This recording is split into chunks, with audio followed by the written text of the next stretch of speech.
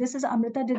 I am from Hyderabad. I work as assistant editor, digital content with the Times of India Hyderabad. I had joined the digital marketing course a year back. My reason to join this course was to have an additional skill set which goes along with my digital content creation profile.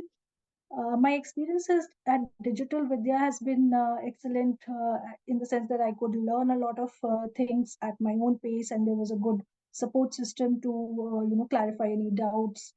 Um, and It has given me a good amount of confidence to take the next leap.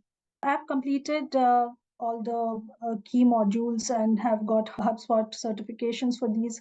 The HubSpot certifications also added additional knowledge to the whole course, and they were quite helpful in the final exam also for preparing for the final exams. So I am looking for a change in my profile where I can use digital marketing as well, because it also aligns with my current role. So I am looking forward to having something and more interesting role where I can combine both the skills.